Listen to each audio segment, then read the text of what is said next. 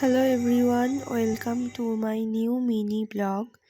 আজকে আমি তোমাদের সাথে আমার মর্নিং স্কিন কেয়ার রুটিনটা শেয়ার করব।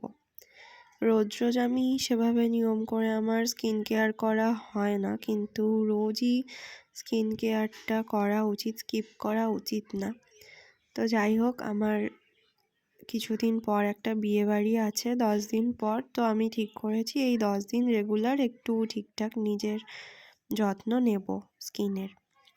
তো আমি সকালবেলা উঠে প্রথমে নর্মাল জল দিয়ে মুখটা ধুয়ে নিয়েছি ভালো করে, ফেস ওয়াশ কিছু ইউজ করিনি।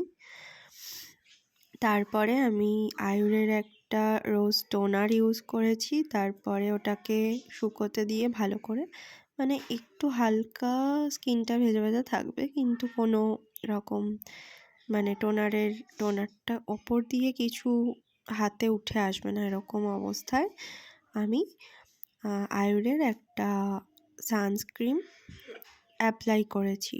বেশ অনেকটা পরিমাণ নিয়ে সারা মুখে, গলায় এবং হাতে ভালো করে, যে হাতের যেটুকু অংশ ফাঁকা ছিল সেটুকু অংশ ভালো করে আমি অ্যাপ্লাই করে ভালো করে আঙুল দিয়ে লাগিয়ে নিয়েছি।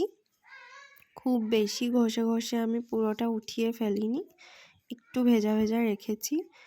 আমি কোথাও যাব না বাইরে, তবুও আমি অ্যাপ্লাই করেছি, কারণ সানস্ক্রিন ঘরে থাকো কি বাইরে যাও অ্যাপ্লাই করা উচিত। আমি সকালবেলাটা মানে চেষ্টা করি সানস্ক্রিনটা অ্যাপ্লাই করতে।